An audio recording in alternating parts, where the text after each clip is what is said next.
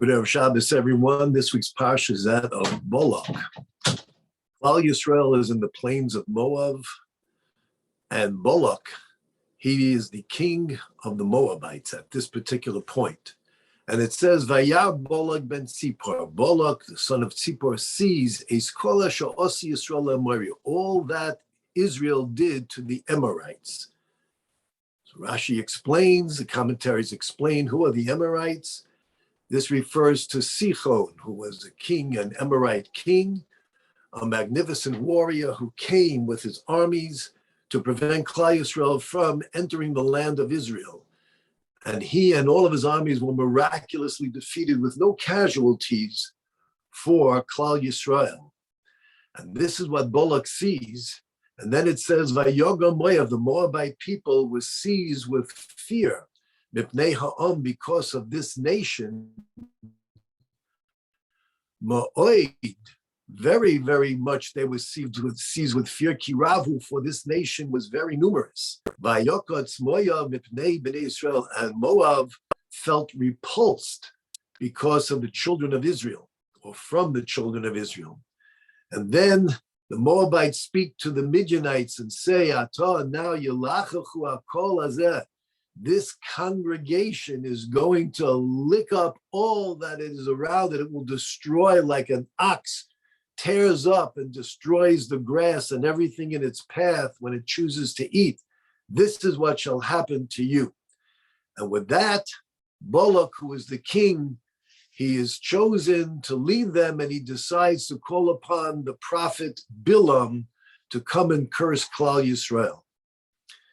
There are numerous difficulties. First of all, why does it say Vayar Balak? Balak saw. Balak saw, he was a witness. He was there at the battle of Klal Yisrael against Sichon. Rather, it should have said Vayishma Balak. Balak heard. Everyone heard this incredible battle and destruction, totally decimating Sichon and his armies. What does it say he saw? In addition, another question is, why was Balak so impressed with this victory, this miraculous victory over Sichon? After all, the entire world at that point in that vicinity knew all the details what happened to the Egyptians. The defeat of Sichon was unquestionably a miracle, but it pales in comparison to all of the plagues and the splitting of the sea and the drowning and everything that transpired in Egypt. Why doesn't it say Vayar Balak, what the Jews did in Egypt or how they survived in the desert? In addition, we find in these verses that Klal Yisrael is referred to in 4 different terms. It says that Balak saw what Yisrael, Israel, did to the Amorites.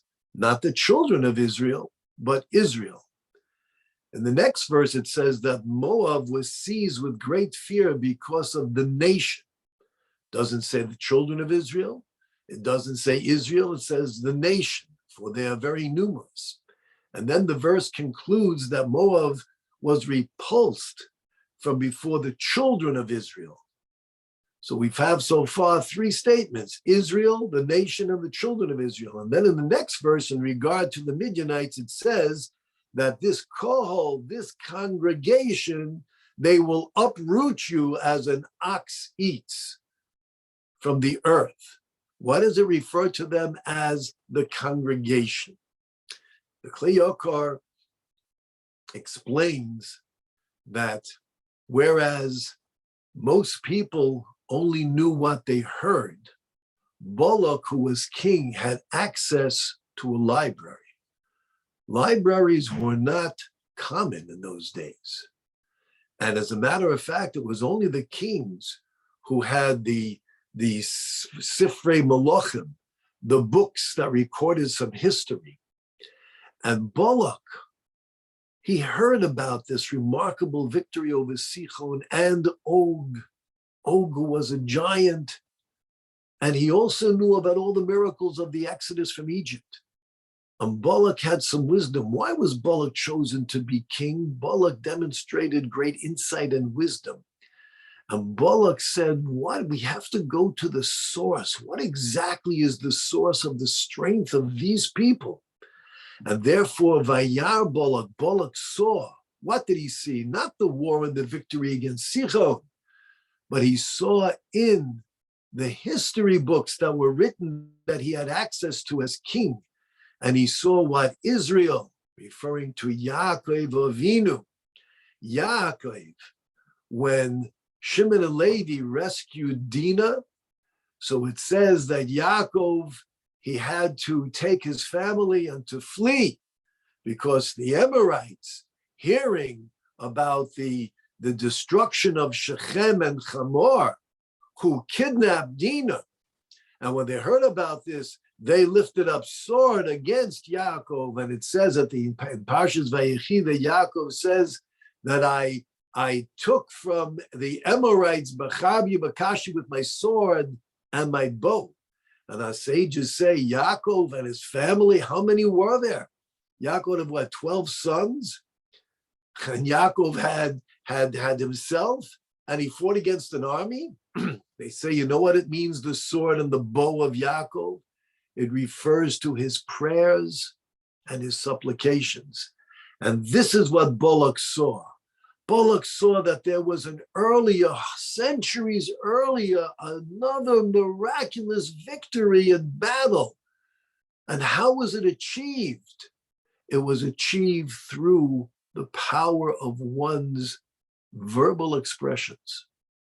The oral expressions, the prayers of Yisrael, what Israel, Yaakov did to the Amorites. That's what Balak saw. The Moabite people, the ordinary people, they had no access to this information. All they knew was that the nation was incredibly numerous. Who is this nation? If it means the children of Israel, let it say the children of Israel. It refers to the Erev, the Egyptians who accompanied Klal Yisrael, which our sages say that there were twice as many, if not more, Egyptians who accompanied Klal Yisrael when we went into the desert. And when the Moabites saw the massive amount of men, these Egyptian men, and they're referred to as the nation. They don't have the title, the children of Israel. They are the nation. When the Moabites saw the massive amounts, the volume of the Egyptians in this nation, they were gripped with fear. But they also saw something else. They saw the excellence. They saw the spiritual magnificence that's found with Bnei Yisrael, the children of Israel. The Egyptians possessed the numbers, but the spiritual remarkability that makes Klal Yisrael so unique, this they saw in Bnei Yisrael, the children of Israel. And therefore, Vayokotz. What does Vayokotz mean? Vayokotz means like a thorn, a kurtz, that the Moabites felt like wasteful thorns to be removed. When you clear the land, you get rid of all of the brush and the thorns or whatever is there. When the Moabites witnessed the children of Israel, and they saw how remarkable they are, a radiance, a spiritual glory, they felt like useless, wasteful thorns. And then the Moabites send message to the Midianites. What did the Midianites have to do with this? The Moabites lived in such an area that Klal Yisrael could have gone through their land. As a matter of fact, we know that they sent emissaries to Moab to ask permission to go through the land into the land of Israel, and they were denied. And we did nothing. God told us, Al Totzaras Moab, don't engage in any conflict with Moab whatsoever. Moab, they come from Lot and his daughter. And Lot is a nephew of Abraham. And God promised to Abraham that no harm will befall Moab at this particular point in time. It will be at the end of days, but not now. We were given explicit instructions. Do not engage whatsoever with the Moabites. We were no threat to the Moabites at all, but nevertheless, they felt threatened. But the Midianites, they weren't even located over here in the path leading into the land of Israel. Why were the Midianites brought into this entire episode? And And this, the Kli Yakar explains, is that the Midianites were a party to the sale of Yosef. When the brothers felt that Yosef was threatening their existence in the world to come and decided they should sell him, they did not know how to engage in this trade. And it says that Midonim came, Midianites came, and they willfully, joyfully engaged in brokering the deal to see that Yosef will be sold to Egypt. And this is what the Moabites are telling Midian. This kohol, who's the kohol? Why do they use the phrase the congregation? Because the kohol refers to the offspring of Yosef, Ephraim and Manasseh. As God blessed Yaakov and he said, Goyu kahal goyim. There will be a nation and a congregation that is going to come forth from your loins, meaning Binyamin will be born from you, and then Ephraim and Manasseh. Ephraim and Manasseh, the sons of Yosef, they are the kohol, the congregation. And they will come. And as they pass through to the land of Israel, they will look to you, Midian, and they will remember what you did to their father Yosef, who was blessed by Yaakov as the Bechor Shor, the one who possesses the great strength of the ox. And just like the ox will uproot everything in its path, so will the descendants of this ox, Yosef, this congregation, Ephraim and Manasseh, his sons, they will come and they will destroy you. And therefore Midian became a party to preventing Klal Yisrael by hiring Bilam. This is the meaning of what's happening here. Moab, they might have been frightened. There was no need for them to be frightened. Klal Yisrael asked permission, we were denied. We left. We didn't bother them. But nevertheless, the Torah is revealing to us not just what took place in the past, but what takes place in every generation. There are those who can witness the excellence, the glory, the radiance, the spiritual magnificence of Klal Yisrael, the ethics, the morals, the decency. There are those who see with further insight the power that we possess with our words of Torah study and prayer, and the miracles that God has performed for us and our ancestors and our patriarchs and matriarchs. And rather than say, what is it about these people? What makes them so special? Why are they chosen by God? What can we learn from them? How can we live and derive the blessings that are showered upon? What can we do to see that we too reap the benefits of these blessings? This should be the attitude of the nations of the world, to live in peace and harmony. But unfortunately, there exists an element of Balak, Moab, and Midian today and throughout the centuries. All they see is that Klal Yisrael has some incredible power, and we don't understand it. And we're not in control, and we feel threatened, and therefore we have to destroy it. Destroy the magnificent creation of God that can be a portal of blessing to all of mankind. But we feel threatened, and there's no need or purpose. There's no reason to feel threatened. And they do. And they can see the truth. They can see how God miraculously intervenes on our behalf. And it makes no difference. Some only see the numbers. Some see in their minds revenge. And the truth is, all they have to do is to say, show us the secret of your magnificence. Look how many nations have lived and thrived and ruled the world, only to become footnotes in books of history. And yet Klal Yisrael remains generation after generation, despite the fact that B'chol dor v'dor, in every generation there are those who stand against us to destroy us, and yet God is with us over and over, no matter what they attempt to do.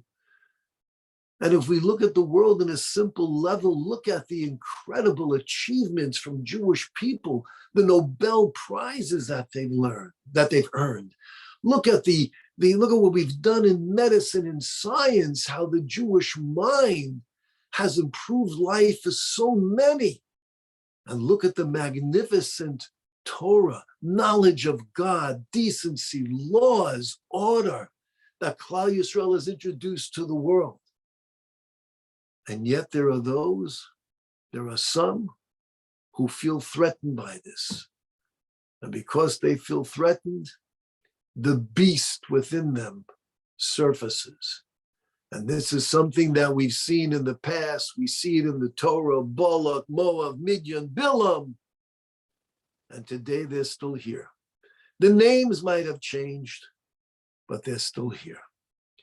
But one thing we should know is despite the fact that there's a Balak, a Moab, a Midian, even a Bilam, who seems to have been blessed with prophecy by God and has some type of powers himself, that's only a facade, only to demonstrate to the world and to Klal Yisrael how much God loves us and will be there to protect us. All we need to do is to turn unto Hashem sincerely, utilizing the power of our patriarchs, the true strength and glory of Klal Yisrael, the power of our prayer, the power of our Torah study, the power of our mitzvahs. And when we do this, we will be worthy of witnessing revelation of Mashiach speedily in our time. Stay safe, stay healthy, and stay Jewish. Have a good Shabbos.